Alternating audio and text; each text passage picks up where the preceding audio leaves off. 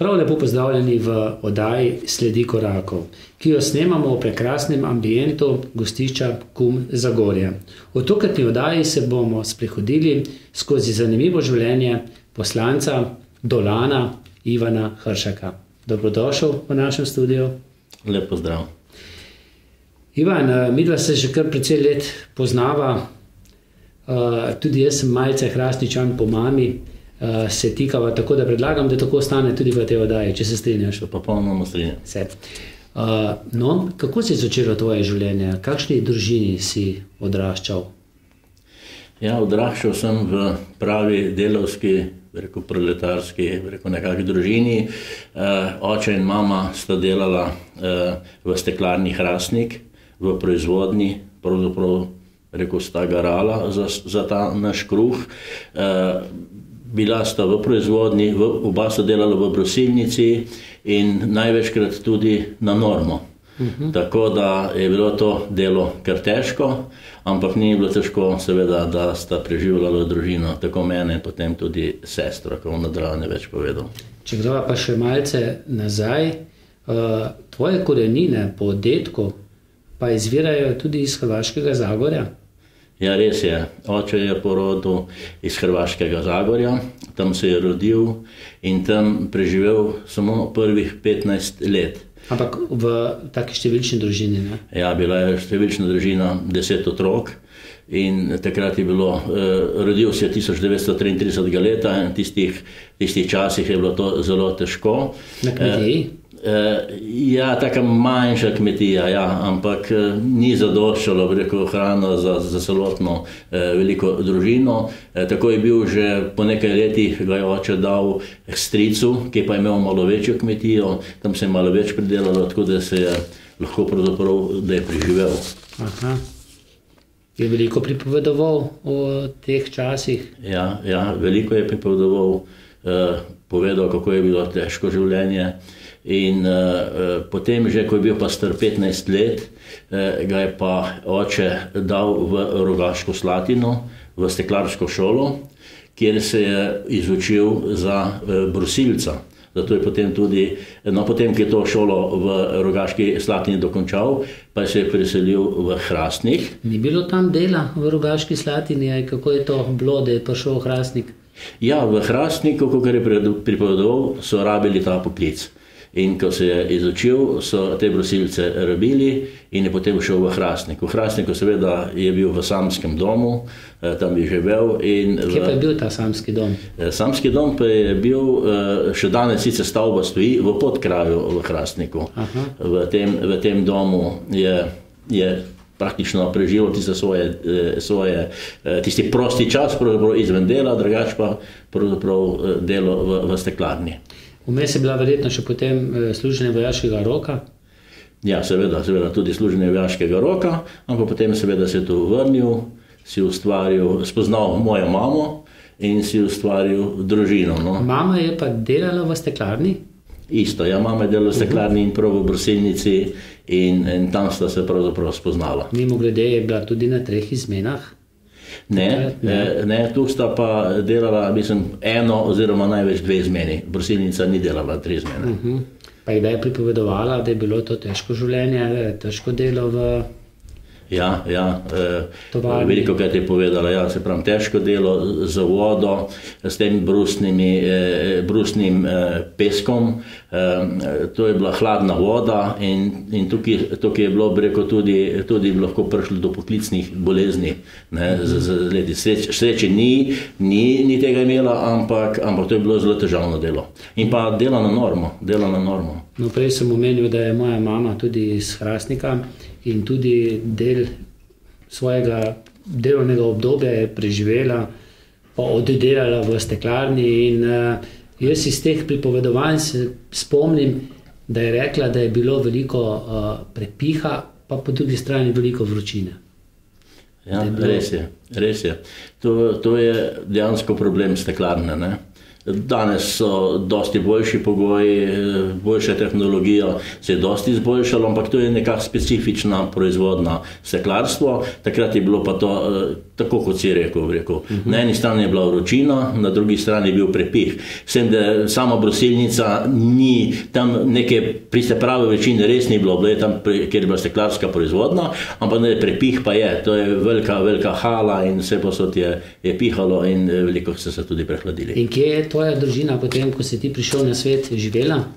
Ja, živeli smo na Marnem. To je ena vasica nad Dolom pri Hrastniku. Stara mama je bila lastnica te hiše, je bila neka manjša hiša, seveda stara, in potem sta se starša odločila, da bi zgradili novo hišo na Dolu pri Hrastniku. In ko sem bil dejansko 10 let star, 1967 leta, smo se tudi preselili v to novo hišo na Dolu pri Hrastniku. Takrat je že bila tudi sestra? Ne, takrat še ne. To je bilo 67 leta, čez 3 leta, 1970 se je pa rodila moja mlajša sestra Olgi. In kako je bilo takrat, ko si vedel, da bo še eden član družine, da bo prišel nov član družine, je bilo to zate kaj šok, veselo pričakovanje? Ne, veselo pričakovanje. Sta me starša malo pripravila na to, če bi mogoče kakšnega bratca ali pa sestrco dobil. Na kaj si bolj navijal? Pravzaprav mi je bilo čisto vseeno. Želel sem si, da bi še nekoga imel.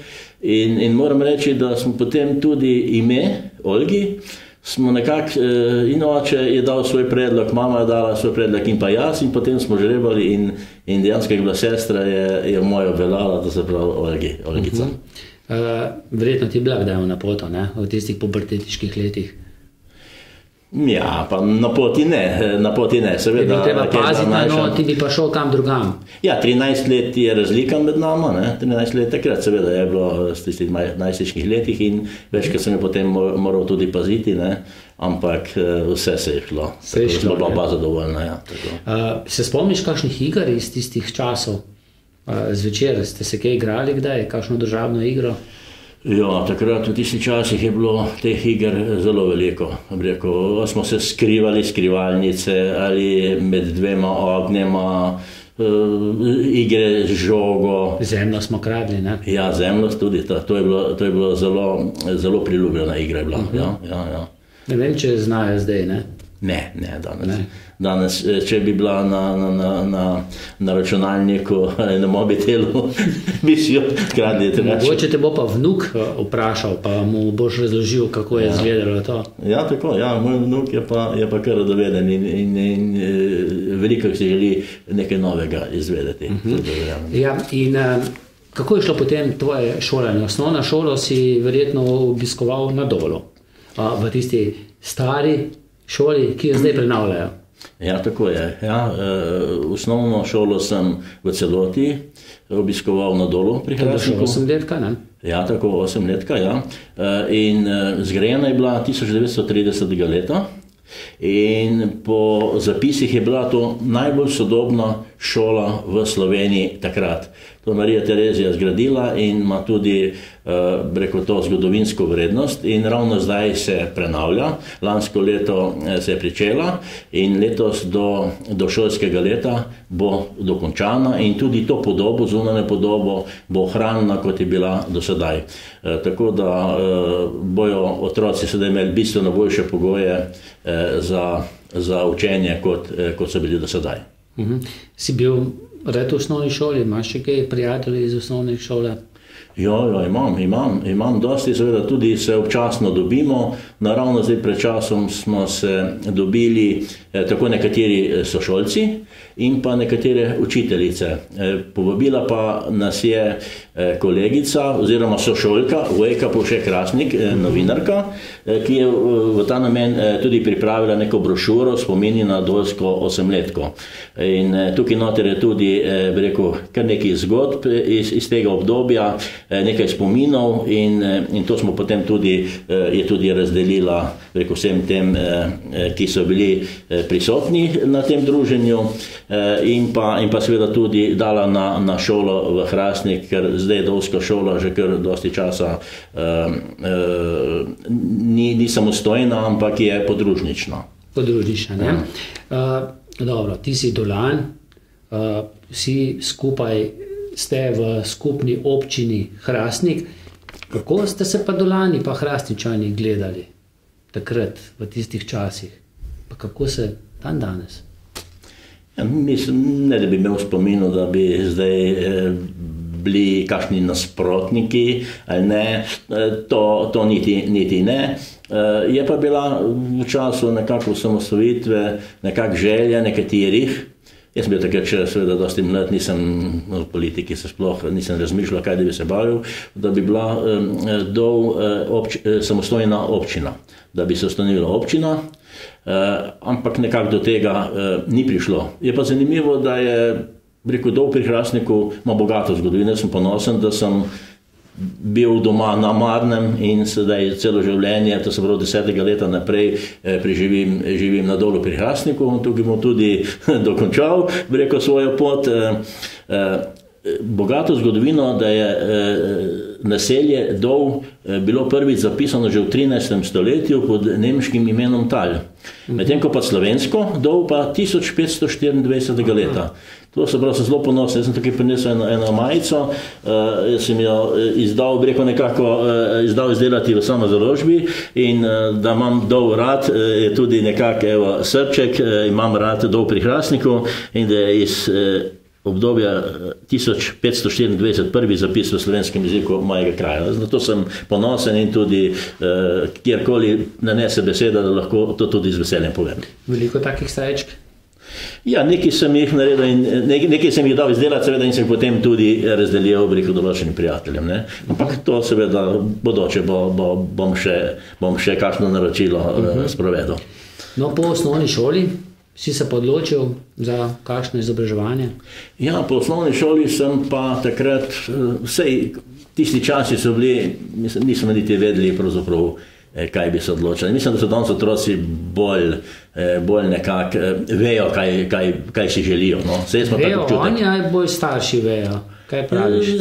Jaz mislim, da bolj že otroci vejo. Sicer ne velja čisto za vse, ampak se mi zdi tak občutek imam, da danes otroci bolj vejo. In takrat, kaj je zdaj? Ja, eno šolo, kjer bom pridobil poklic in da se potem čim prej zaposlim, da bom imel svoj denar, da ne bom več briga staršev in pa potem, da se lahko seveda tudi ustvariš potem družino. No? In sem šel v poklicno šolo tu v Zagorju, SIC, takratni SIC, po znanju sem se izučil za ključavničarja. In potem sem tudi dobil zaposlitev v steklarni Hrastnik in sem že tisto, ne bi rekel pripravnično, pa prakso opravljal v steklarni Hrastnik. No, potem pa, ko sem pravzaprav dokončal, nisem se takoj zaposlil, čeprav so me vabili takrat v steklarno, ampak so me hoteli dati v to avtomatsko proizvodno. To pa je tista najbolj, res naporno delo in tam pa je tista vročina, ko smo prej ugotovila, zelo zahtevni delovni pogoji. Me je oče takrat rekel, če si pameten peče naprej, ker tole je pa res težko delo, ker oče je le v tej steklarni delo in mama in sta poznala. No in sem potem šel naprej, nadaljeval srednjo tehniško šolo v Ljubljani in sem potem tam se izučil oziroma za poklic strojni tehnik. No in ko sem pa končal, pa moram reči, takrat je bilo, 77 leta, ne boš verjel, težko sem dobil službo. Vse posod sem dal prošnje, nikjer nisem dobil, potem pa slučajno sem izvedel, da je bil na zavodu za poslovanje tu v Trbovljah. Ena gospa, ki je delala tam, smo se slučajno srečali, je rekla, pa mislim, da je cementarna Trbovlje ravno kar, da je na radiju slišala, da rabijo. In potem sem se res pozanimal, oziroma mi je ona celo pomagala, je res razpis bil še odprt in tako sem dobil službo v cementarni Trbovlje. Je pa zanimivo, da sem samo en mesec pravzaprav sem delal, septembra sem začel delati, po enem mesecu sem moral iti pa v JLA. Aha, kam pa? Ja, to smo pa praviloma takrat vsi nekje šli, Srbija, Makedonija, čim dlje. No in jaz sem šel v Pirot. To je čisto praktično na bolgarski meji. Ta mejni prehod Dimitrov-grad je bil dosti znan, Pirot je pa ne vem, mogoče 15 km. So že rekli, da so tam šine. Tako, okrog. Točno. Zasupane, ne? Ja, dejansko, evo. Veliko vemo o tem. Ja, jaz bil kaj doma? Ja, doma sem pa bil mogoče dvakrat, se mi zdi, več niti ne. Ker če nisi za en teden šel, ker to si 2 dni izgubil samo na poti. Najmanj en dan gor, en dan dol in potem, pa težko je bilo, no, mislim, da sem dvakrat samo bil, ne. In pa potem na koncu. S tem, da sem imel tudi eno smolo, ker sem v septembru šel, da sem potem 2 nova leta bil v JLA, ne. To sem ponovadi se rečemo eno. Leto pa pol, 15 mesecev. 15 mesecev, odkud je znesel, da sem prišel 10. januarja 1979 iz vojske in niso dejansko me spustili za tiste 10 dni. In tistem mladem človeku, kaj bi si želel, da bi šel nekje, silvestrovanje z mladimi vrstniki, pa še ni bilo dano. Ampak sem preživel in potem sem šel takoj naprej na delo. Cementarno? Ja, v cementarno in sem potem tam delal do konca leta 1987. Vmes sem pa ob delu študiral višjo tehniško varnostno šolo za varnostnega inženirja oziroma inženir varstva pri delu in varstva pred požarom. Tudi cementarna je financirala moje šolanje in ko sem končal, pa na presenečenje, potem se je zamenjalo vodstvo, drug direktor in je potem v tistem letu ugotovil, da me ne rabijo več, da me ne bojo rabili in potem so še hoteli, da bi še potem šolnino plačal, da bi jo vrnil, ne. Pa sem rekel, da se mi ne zdi nekako pošteno, da jaz bi seveda rado voljo ostal, jaz ne bi nikamor šel, ampak če zdaj me ne rabijo, se mi ne zdi korektno, no, da bi pa moral to vračati. No, potem so nekako sklenili, da so me pustili in sem šel potem v steklarno Hrastnik. Pa si dejal, da greš v steklarno, je v Glažuto. Ja, po hrastniško, po domače je Glažuta, no. Ampak, dobro, tega sem seveda rekel steklarna Hrastnik, drugače pa Glažuta, ja. Doma se je rekel Glažuta, ne? Ja, v Glažuti vsi so. Pa Knapi, ne, so bili na drugi strani. Ja, tako, Knapi pa Glažuta. Hrastnik je bil kar razdeljen na 2 dela, na Glažutarja pa na Knape, ne? Se je še zdaj, bi rekel nekako, še zdaj, ne. Pa Riklov most, ne? Ja, ki ga zdaj pa ni več, no, to je tudi bila ena znamenitost Hrastnika, no. No in v steklarni si potem delal kot varnostni inženir? Tako je. V steklarni sem potem delal kot varnostni inženir, vse do leta 1993. Potem se je pa steklarna nekako transformirala in ustanovila več hčerinskih družb. Ena izmed teh je bila Sinet, to je bila družba, to se pravi hčerinsko podjetje za storitveno dejavnost. In ko so nas izločili ven, takrat ne se bilo 33, prvega dne sem bil tam in pomagal preko dejavnost graditi, nadgraditi, so prve preko te storitve bile za samo matično podjetje, ne, varnost in zdravje, delo požarno varnost, potem smo imeli pralnico, čiščenje, še neke druge zadeve. Dejavnosti, ja, samo za matično podjetje, potem smo nekaj širili dejavnosti, ker mi smo pravzaprav postavili so nas na trg. To je bilo 93 leta na trg. In direktor Binder je takrat rekel, zdaj vi na trgu ste, vi morate zdaj delati, da boste preživeli. Če ne bomo dosti uspešni, nas ne bo več.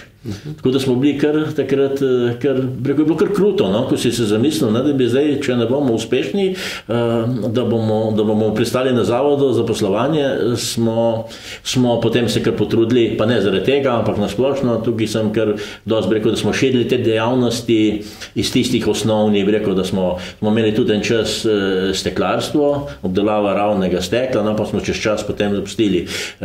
Varnost in zdravje pri delu požarno varnost, ekologijo, ne, to smo pa potem razširili na področje celotne Slovenije, ne? Celotne Slovenije in se potem tudi več varnostnih inženirjev, diplomiranih varnostnih inženirjev zaposlilo in smo na tem področju, mislim, zdaj tudi v Sloveniji med večjimi, bi rekel, ki to pokrivamo. In iz tiste, bi rekel, no, takrat na začetku tudi vratarsko-čuvajsko službo, ki smo imeli, Za steklarno smo uporabljali te storitve, upravljali za steklarno, smo potem prišli na področje zasebnega varovanja.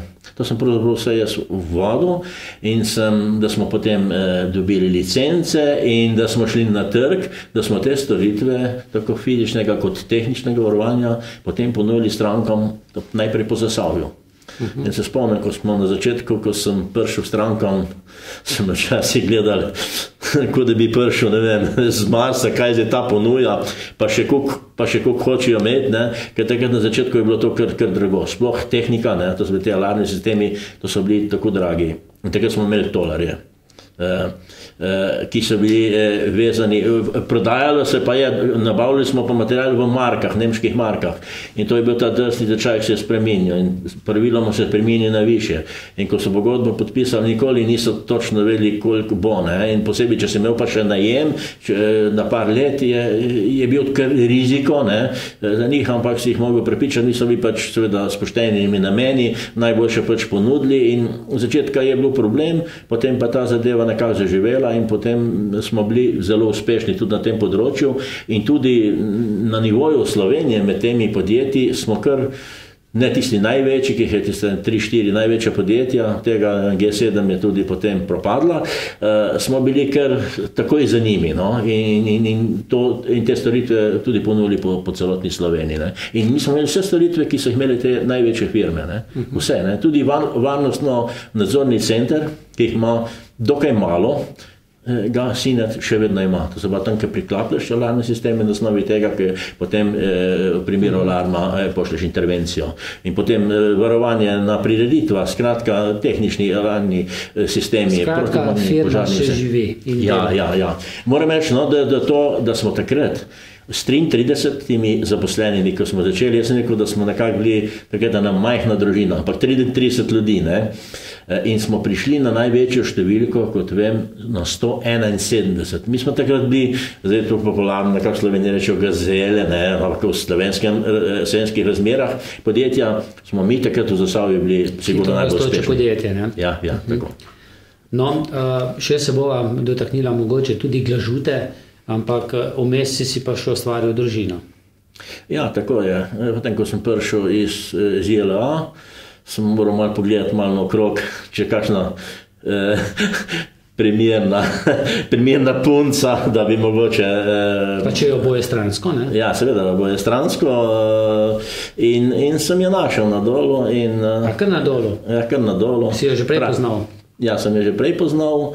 Blizu, mogoče 300 metrov ravne linije in potem smo se poročila, in po enem letu potem tudi se nam je rodil sin Tadej, edinec, tako da zdaj pa že ima tudi vnuka, tako naprej. Ja. On ima sina, ti pa vnuka, ne? Ja, tako. 10 let je star, ne? Ja. In je dejal, da ne tole sabo prineseš. Ja, tako. Tole je njegov dres. Rokometaš, Enej Hršak, in igra rokomet pri rokometnem klubu Dol TKI Hrastnik. Tako kot nekoč dedek?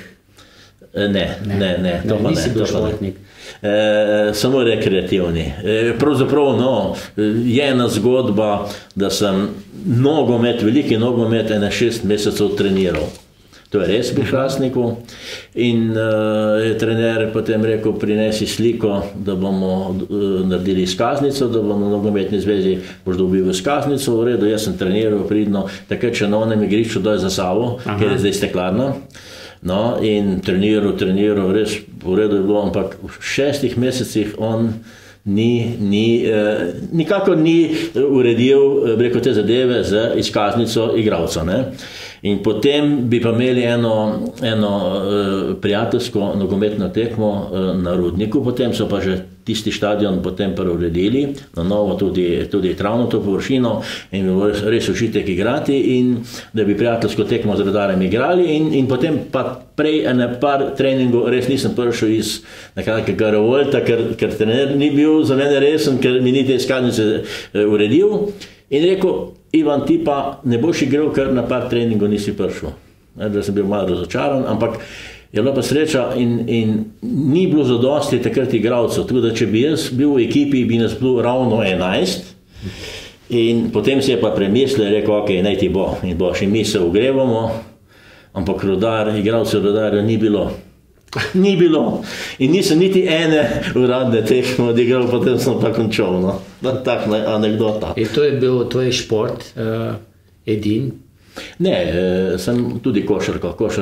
Največ sem preigral košarko, pa to res tam na igrišču, ob šoli, rekreativno. To smo praktično vsak dan, to so bile ekipe na dolu, res, ko smo igrali, ampak nikoli pa nisem redno treniral. Ne. Tako da tam sem pa preigral, no, res ure in ure, dneve, praktično skoraj vsak dan preko tistih letih. Ja. Jaz sem pa malce hecov, kdaj si pa postal copat? Takrat, ko si se poročil, pravijo, da ko se moški poročimo, da takoj postanemo copatari, a si potem kasneje, govorim pa namreč o društvu, ne vem, je to edino društvo v Sloveniji, društvo copatarjev? Ja, društvo copatarjev Dob pri Hrastniku je edino v Sloveniji, pa ne vse v Sloveniji, verjetno v Evropi, mogoče celo na svetu, verjetno edino tovrstno društvo na svetu. Mi smo se pozanimali, na vse načine iskali, če je še kakšno društvo drugo. Res, da sta dva društva bila, eno zelo v bližini nas, v Čečah, ampak oni so bolj prenehali, pa nekje na planini dol pri Postojni je tudi bilo eno društvo, ampak tudi oni so prenehali s tem svojim delovanjem. Mi pa delujemo, imamo vsako leto občni zbor, imamo vsako leto piknik in imamo vsako leto tudi pred novoletno srečanje, vsako leto. In to zdaj, ustanovljeno je pa bilo to društvo 1957 leta, isto leto, ko sem jaz rojen bil. Ne vem, a so že takrat videli, da bom potreboval njihovo pomoč, pa so to društvo ustanovili, ne vem. Kakšni pa so pogoji, da je nekdo samo moški? Ja, seveda, samo moški. No. Ženske niso copatarice. Ne. Moški smo. Ne, one so okupatorke, kot jim neljubkovalno rečemo. No. Ko si prej vprašal, kdaj sploh postaneš copatar, to je zelo zanimivo vprašanje. Sploh ne veš kdaj. Sploh ne veš kdaj, ne? V enem momentu spoznaš, da si copata in seveda in to so opazili nekateri prijatelji, ki so bili že včlanjeni in mi je konkretno eden me nagovoril enkrat in reče: Ivan, jaz vidim, ti si idealen za društvo copatarjev, ne? Ti bi mogel priti k nam. Ne? Pa takrat nisem ravno razumel, tudi se nisem veliko zanimal, ne? Slišal sem, tudi oče je že prej, da je tukaj nekaj pomagal pri tem društvu copatarjev, niti seveda, kaj to njih pomeni. Ne? No, potem sem se pa odločil, da žena moraš se tudi pogovoriti, da te pusti, ne? In potem sem rekel, bom. No? In ta kolega, ko me je nagovoril, je potem tudi bil moj mentor, ker da postaneš član društva copatarjev ne more vsak. To se lahko samo na priporočilo najmanj enega ali več članov društva. Ki pozna razmere v družini, kako? Ja, malo mora poznati, ja, tako, ne. In potem imaš najmanj eno leto pripravniški staž, pripravništvo. In potem te mentor spremlja, usmerja in če vidi po enem letu, da izpolnjujejo se pogoje, potem pa je... Kakšni so ti pogoji, da ko pride žena iz službe, da ti skuhaš kosilo, pomiješ posodo, speglaš, je to tako? Vse to so standardno pravila. Moram pa reči, da imajo zdaj ženske zelo, dosti teh novih idej, kaj vse zdaj z standardom, bi rekel, z življenjskim standardom, z novitetami, seveda tudi te njihove ideje so vedno širše in praktično vse, kar jim pade na pamet, moramo doma poprijeti za delo. Ja. Če zdali več teh pogojev, tako, da je nekdo sploh lahko sprejet. Ne? Ja, tako. In zanimivo, ne, da politik reče, da je doma copata. Ja, to je, bi rekel, nekako pozitivno, marsikdo tega ne zmore. Ne? In pravno nas je nekje, verjamo, okrog 80, 70, 80 članov. Problem je pri onih drugih, ki so doma, tam je velika večina, ki so copatarji, pa si tega ne upajo priznati. Mi smo pa priznali. Ne? In tudi zdaj, ko sem pač v politiki, me ni bilo nič sram pač to priznati, to je odlika preko človeka, da pač prizna in to je to. Ne? Je pa res, da zdaj odkar si v politiki, pa odkar si v državnem zboru, da te pa ni veliko doma, ne? Ja, to je pa res. Tako da žena tukaj je malo prikrajšana, mora malo več poprijeti za delo, ker sem pač gor, ne. Tukaj roko čez državni zbor pa nima, ne. Tukaj pa še nismo daleč prišli, ne. Tako da gore je le prvo delo in vsakodnevno, pravzaprav nikoli ne veš, koliko časa, ni 8 ur. Tako da mora doma perilo počakati, ne? Ja, tako naprej, ne? Ja. Kaj pa druženja v tem društvu Copatarja? Je to izključno samo za moške, ali je kdaj tudi, da lahko tudi boljše polovice pridejo zraven?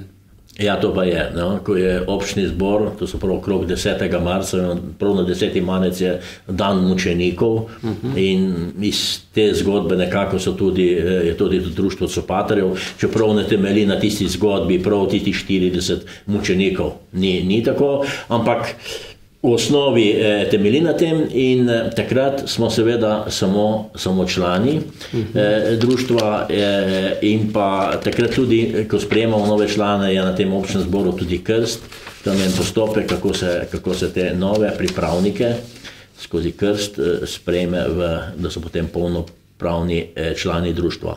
Medtem ko pa, kot sem že rekel, nekje v začetku junija imamo vsako leto tudi piknik, tam povabimo vedno svoje boljše polovice in pa tudi v decembru, kot bi rekel, eno silvestrovanje, pa ni prednovoletno srečanje, nekje sredini decembra, isto povabimo boljše polovice, takrat tudi malo muzike, malo sprostitve, malo plesa, skratka, takrat se jim malo potem tudi oddolžimo, da nam včasih mogoče kdaj tudi kaj skozi prste pogledajo.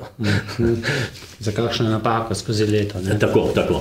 No, prej smo govorili, da nisi zelo aktiven športnik, bil si pa si še kar, ne? Aktiven navijač. Pa to ne sam, ne? Ja, tako. Z ženo smo, bi rekel, zdaj že kar dolga leta, mislim, verjetno več kot 10 let smo navijača, smo člana navijaške skupine Florijani, to je rokometnega kluba Celje Pivovarna Laško. No, to je tudi še vedno najboljši klub zate? Ja, še vedno, pa mislim, da še kar en čas v Sloveniji bo, ne glede na vso to situacijo, da se sredstva sponzorska zmanjšujejo vsako leto, ampak vidim, da drugi klubi so še v slabšem položaju, tudi zdaj, ko beremo najbližji tekmec Gorenje, bo zdaj še bistveno zmanjšal proračun in zdaj so zadnje že 3 tekme zgubili, tako da zdaj že Gorenje ne bo največ tekme, zdaj zgleda, da bo že to Ribnica. Skratka, ali pa mogoče kdaj dol pri Hrastniku, ne? Ja, na rokometaše, na domače rokometaše sem pa seveda tudi ponosen. V lanski sezoni jim je celo uspel preboj in so igrali v prvi rokometni ligi slovenski. To pa nikar tako, ne? Ne, in to večinoma, praktično velika večina so domači fantje. V vokalu so prišli, pred 2 leti na Final Four, lani med 8, letos so pa 16 izgubili z Koprom. Ampak evo, glede na to, da imamo same domače fante, praktično same domače fante imajo izredno dobre rezultate. In lani so imeli, no zdaj se spet borijo, da bi se še vrnili v prvo ligo, 2 točke jim grejo na skriž, upam, da bojo, ker je še kar nekaj tekem, ne bo to uspelo, ampak lani so imeli pravzaprav izredno smolo. Izpadla so 4 moštva. Pred, nekaj leti nazaj bi morala izpasti po spominu, Sevnica, pa Krško, in takrat so se nekako rokometna zveza odločila, da ne bi izpadla in se je nekaj let to podaljševalo in so se ravno lansko leta spomnili, da bi potem izpadli 4, da se potem vrne na tisto število. To je pa za novinca že kar težek pogoj. Tako, in so bili tretji od zadaj, bi enostavno ostali noter, pa so imeli to smolo, da so ravno naleteli na to leto, da so zmanjšali. Se zgodi, koliko si imel ti na prvih volitvah za poslanca, malce smolo. Si bil, pa nisi bil, ne? Ja, to je zanimivo. Marsikdo ne ve, v letu 2004... Za Desus tudi? Ne, takrat še ne. Takrat sem kandidiral na listi SNS. In pri 97%, ko je na televiziji ta pasica zgoraj, kateri so poslanci, je pisalo Ivan Hršak. Klicali so me že nekateri, tudi hrastniški župan, da spomnim Miran Jerič, me čestitev, rekel, fino, sem rekel, Miran, počakajmo še, ne vem, sem nekaj bil previden, ker dokler ni konec, sigurno moraš počakati, no, in skratka, sem čakal, tudi drugi so me že iz Trbovih klicali, pridi sem, se veselili, sem rekel, bom počakal, ko bo še vsi sigurno, da se ne bi prenaglo, no, in potem se res nažalost se pač obrnilo, da pa mi ni uspelo, ampak se spomnim zdaj za nazaj, da tudi nekako nisem bil, ne vem, toliko slabe volje razočaran, čeprav je to bil en tak uspeh, tudi zdaj recimo, da med 2 milijona ljudi, da prideš med 88, ne, ker 90 članski državni zbor, ampak italijanska pa mađarska narodna skupnost imate že svojega predstavnika zagotovljenega, je to rekel, kot bi zadev na lotu. No, in nekako, ne vem, se spomnim, nisem bil tako razočaran, ampak sem rekel, bom še mogoče enkrat še poskusil, če bo prilika nanesla. No. Uspešno? Ja, in potem res 2011 mi je pa ratalo, kako bi se temu rekli, sem bil vesel, da so me volivci spoznali, da sem primeren kandidat, no, in potem sem tudi 2014 so mi še dali višjo podporo, no, tako da sem zdaj končujem drugi mandat. Ja, so bile predčasne volitve, tako. Ja, obakrat so pravzaprav bile, ne. Šel si skozi takrat, ja, zdaj lahko rečemo skozi 3 vlade, ne, v 3 vladah si bil, ne. V tistem prvem obdobju je bil predsednik vlade Janez Janša, ja. Po njegovi odstavitvi, potem pri Alenki Bratušek, tako, ja. In zdaj skoraj celotni mandat pri Miru Cerarju. Ja. Kako gledaš na vse 3 osebnosti politične kot vodje vlade? Ja, mogoče bi samo te prvo rekel, da takrat zanimivo, 21. decembra, to ti ostane spominu, 2011, ko je zmagala Pozitivna Slovenija in bi Zoran Janković moral oblikovati koalicijo, najmanj 46 glasov, da bi izbral. Z Desusom bi jih imel. Kako? Z Desusom bi jih imel, ne? Ja, sej smo dali takrat podporo, ampak ni bilo zadosti. Ni bilo zadosti in tisti dan, to se pravi 21. ko ni zbral zadosti glasov za koalicijo in potem, da bi tvoril vlado, oblikoval vlado, sem bil na poti nazaj domov. Vsi poslanci smo bili, da ponovno predčasne volitve. Takšni sistem.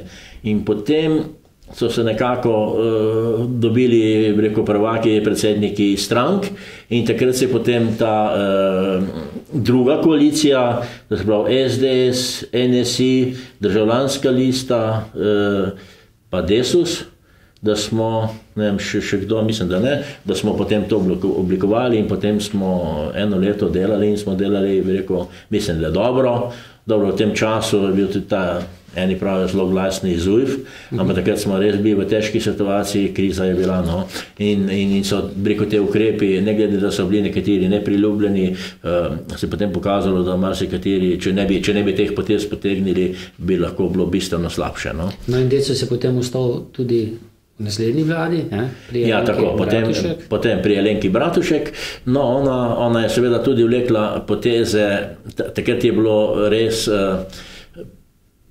problem, da bi prišla trojka v Slovenijo. Zdaj, s temi potezami, ki jih je pač takrat vlekla, celotna koalicija, smo se temu izognili.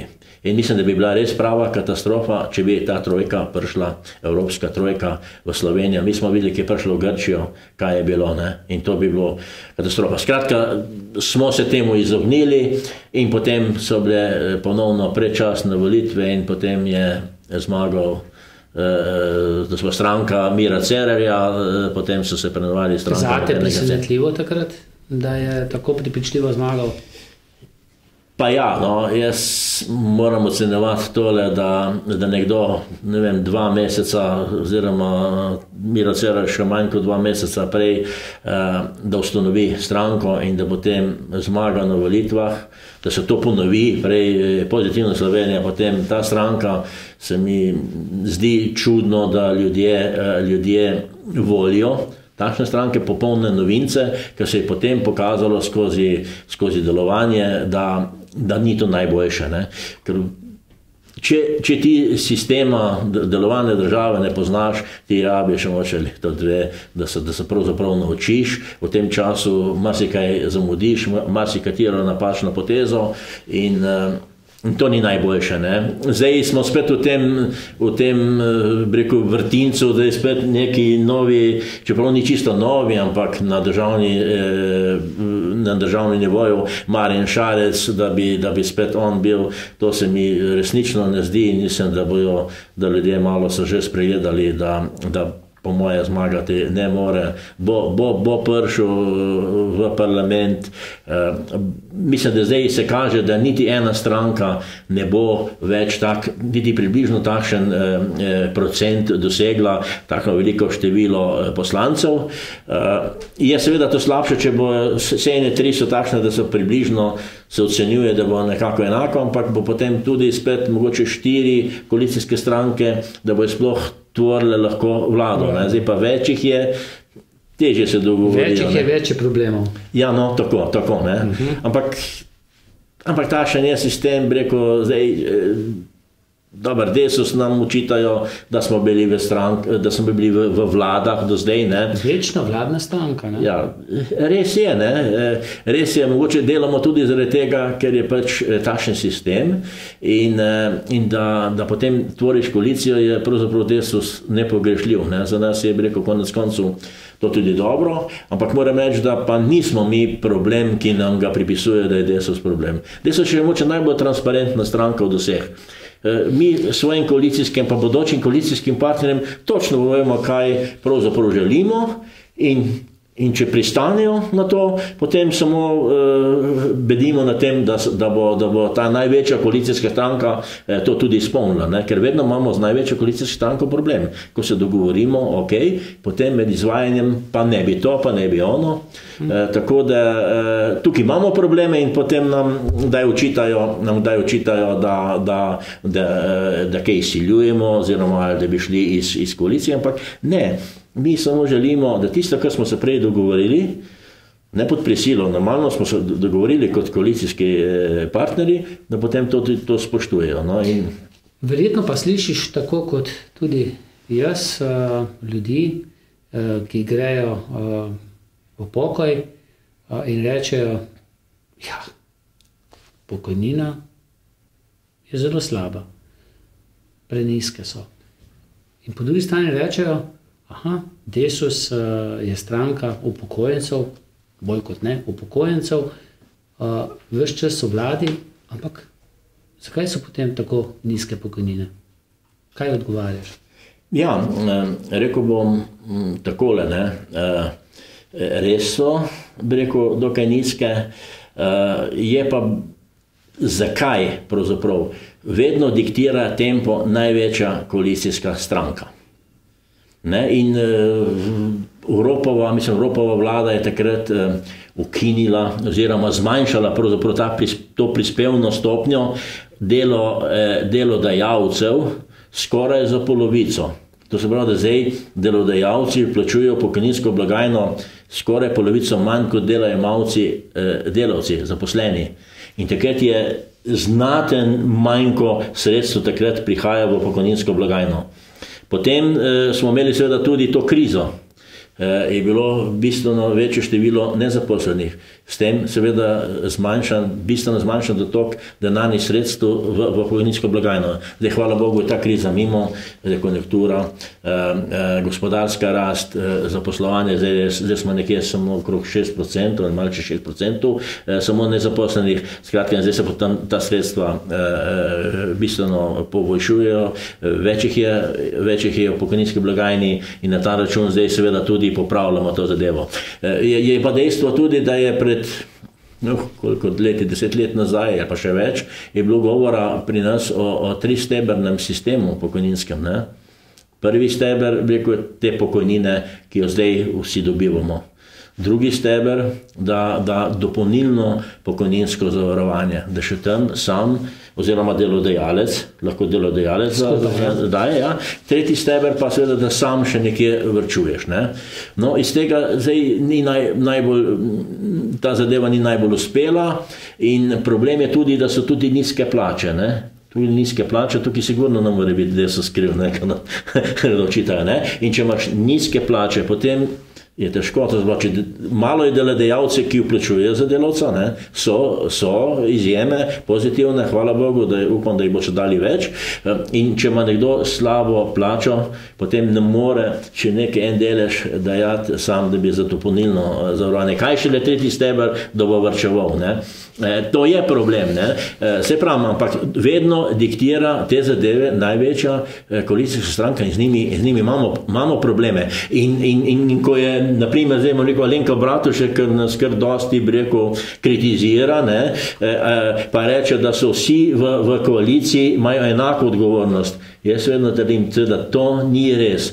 Ne more zdaj, ne vem, stranka modernega centra, ki ima 35-36 poslancev, ki smo zdaj videli, da je v samostojni Sloveniji dvakrat na vladi sama preglasovala, to je kakšna moč ima, glede tistih plač zdravnikov, pa potem direktorjev javnih zavodov, sama, brez SD-ja, brez drugih dveh koalicijskih, ki smo bili proti in Desus, to pomeni, ne more biti... Da nosi ona večjo odgovornost. Ne? Ja, absolutno, vedno. Ampak je pa tudi res, da je pa pred skoraj 10 leti tudi vaš predsednik Karel Erjavec obljubljal, pa rekel, ne, da bodo pokojnine 1000 evrov. Ne? To pa še kar tisti, ki smo že blizu pokojnine, se malce spomnimo teh besed. Ja, pa se ne strinjam, se ni čisto tako rekel, ne, to je politično, ko potem obračajo, ne. Rekel je, da bi rekel, če ne bi te milijoni ali pa stotine milijonov poniknili v tej bančni luknji, bi lahko upokojenci lahko imeli in bi si zaslužili tudi 1000 evrov pokojnine. Ni rekel, upokojenci bo zdaj imeli 1000 evrov pokojnine in to zdaj vsi na veliko, ne, posebej v zadnjem času Alenka Bratušek, ki je zdaj najdla tržno nišo, ne, kako bi se lahko udržala v državnem zboru, je seveda, če je več kot 600 000 upokojencev, da bi nekje najlažje tam 5%, ne, pa 4% našla tistih zagovornikov, da je obdržali in na ta račun bi rekel tudi, kar dosti grdo govorijo, da so pa veliko krat ni čisto točno in ni res. To sva pojasnila. Ja. Zdaj mi pa še povej, boš kandidiral tudi na teh volitvah? Ja, sem se odločil, bom še kandidiral. Seveda volivci bodo povedali, ali mi bodo dali podporo ali ne. Kakorkoli bo, jaz vedno rečem, volivci imajo vedno prav, pa kakorkoli že bo. In če boš delal, tudi če boš izvoljen ali pa če ne boš izvoljen, ko boš sedel z vnukom, kdaj in te bo vprašal dedi, pa starata, kaj si pa naredil za Slovenijo, s čim se boš lahko pohvalil kot poslanec. Vem, da si se zelo trudil za ta zakon, da bi se vendarle začele graditi hidroelektrarne na sredi Savi. Jaz sem že dolgo v teh novinarskih vodah in o tem že zelo dolgo poslušam, tako kot dolgo poslušam tudi o tem predoru, ne, na drugo stran. S čim si se lahko pohvalil? Ja, rekel bi tako, v prvi poslanec, pravzaprav ima to poslanstvo, seveda, da na nivoju države, rekel, podpira oziroma sprejema tiste zakone, ki so za državo, za državljane najboljši in da sprovaja program svoje stranke. To je primarno in tu vedno zagovarjamo, to se pravi, interese tako upokojenih, kot seveda tudi mladih in drugih ogroženih skupin. Drugo je pa tisto, ko te vedno pred volitvami sprašujejo mediji, posebej lokalni, kaj boš pa naredil ali pa kaj si naredil za Zasavje, ne?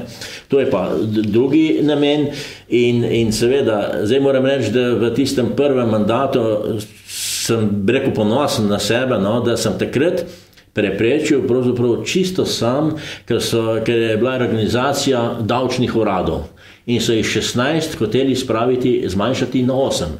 In davčni urad Hrastnik so ga hoteli dati pod Celje. In jaz sem takrat ugovarjal, sem rekel, s Celjem, ker Zasavje gravitira vedno pod Ljubljansko regijo, imamo vse Ljubljansko. No, mogoče Hrastnik malce pa tudi na Celje, ne? Ampak vseeno ne toliko. Ne, samo avtobus za Celje imamo skupno Celje, nič drugega, resnično ne. In sem takrat ugovarjal in smo imeli seje odbora in sem hotel preprečiti, da bi o tem sploh govorili. In nisem mogel in sem potem na sami seji nekako izsilil sklep, In tudi drugi poslanci iz koalicije, predvsem iz Pozitivne Slovenije, niti enega na tej seji ni bilo, ker jih je vodja poslanske Möderndorfer nekako, da niso šli in so vsi pravzaprav bili proti temu in se nekako sklep, da ostane takšna organizacija do naslednje reorganizacije lokalnih skupnosti. To se pravi, ko bo reorganizacija, takrat se bomo takrat ponovno pogovarjali in tako bi rekel pravzaprav ostane. No. V tem mandatu pa bi rekel, mi je uspelo, čeprav bojo kateri druge osebnosti, posebej iz lokalne politike, mogoče kaj drugače povedali, ampak jaz vem, ker sem tam bil. Na Ministrstvu za okolje in prostor je bil en skupni sestanek, kjer so bili z MOP-a, z MZI-ja, to so pa z infrastrukture, župani so bili, potem razvojni svet oziroma razvojni center Celje, ki so takrat pravzaprav te projekte delali okrog 3. razvojne osi. Vemo, da prva je bila, da bo najbolj ugodna varianta čez Zasavje, potem pa čez par let je pa kar nekaj tam mimo Laškega. Ne? In takrat je bilo na tem sestanku, da pravzaprav še enkrat pregledajo te normative oziroma zakaj je prišlo do te spremembe in se niso hoteli v tem, da bi ponovno šli te parametre, kriterije gledati, so rekli ne. Potem sem pa jaz rekel, lejte, pa ne gre ta 3. razvojna os mimo Laškega. Sej za Zasavje je razvoj tunel nekje Trbovlje-Hrastnik v Savinjsko dolino na avtocesto. Smo ta predor, ki je dolg 2 km in potem bomo mi odprto zadevo proti zahodu, to se pravi do Ljubljane vzhod. Ko pa ta nova cesta Hrastnik-Zidani most, bomo pa potem v Zidanem mostu prišli tudi na to 3. razvojno os, bomo potem proti jugu imeli. In ko sem to rekel, lejte, smo to. In v tistem momentu sem ta preboj naredil, ko so rekli, ne bojo odnehali, ne glede na to, da imajo tam v Strmci zelo agresivno, rekel to civilno iniciativo, ko so proti, so rekli, se bojo soočili, od tega ne odstopa. Neko pa vi imete tam, mi pa hočemo to rekli v redu in takrat je bil sprejet sklep, da ta predor bo in je v 14 dnevih je tudi bil DIP narejen in je že v 6-letnem drsnem planu uvrščen in ovrednoten, rekel ta zadeva nekaj na 224 milijonov. Se bomo peljali skozi? Ja, to se še ne ve. Čeprav je 6-letni drsni plan, to ne pomeni, da ravno v 6 letih bo, ampak zdaj so že koordinatorja občine dobile, občina Trbovlje je bila zadolžena, da bo ta koordinator, ki bo te zadeve peljal, da se bo zadeva potem začela. Če malce skrajšava, ko bova midva že upokojenca, ne? Ja, to pa ja, ker jaz lahko že konec leta, ne?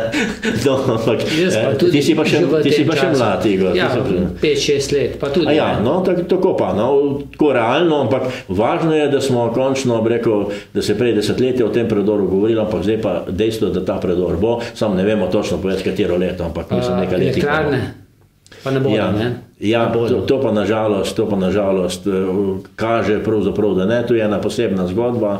Največja koalicijska stranka je temu ves čas nasprotovala. Usporedno z mojim zakonom, jaz sem jih 8 mesecev čakal od lanskega junija. Ne. In potem si ga sam spisal, ne? Ja, tako. In tudi vlada, seveda, ker je največja vladna stranka SMC, so nasprotovali in gospod Džunič, ki je tam državni sekretar v kabinetu predsednika vlade, je nekje svojo koncesijsko pogodbo opisal in pa pogodbo o izvajanju koncesije, ki pa ni šla skozi sito vladne službe za zakonodajo. To je dejstvo, to so dejstva. Na vsak način so hoteli sprovesti njihovo verzijo. Mene pa ta ozadje ne zanima toliko, ampak bolj me zanima, kaj pa je zdaj dejstvo, da si ti s tem svojim zakonom pogorel, ne? Ja. Da niso ga sprejeli. Tako, niso ga sprejeli. In kdo je zdaj pogorel, ti ali Zasavčani? Ja, Zasavčani. Za koliko let po tvojem? Ja, to se pa ne ve. Za vedno? Ja, tudi mogoče. To je zdaj vprašanje. Lahko nadaljuješ ta projekt, če boš poslanec? Lahko bi, vem, da se o tem še nisem odločil, ne? Ker to so bile da mene pa grde igre in da so tudi zasavski poslanci, zasavska poslanca pravzaprav glasovala proti. To se več kot žalostno, me žalosti kot zasavskega poslanca, bi morali skupaj stopiti pa to podpreti in ni. No. Moram pa še eno zanimivost reči, da sem pravzaprav zlobiral da sem imel v državnem zboru zagotovljenih pravzaprav 50 glasov za ta zakon.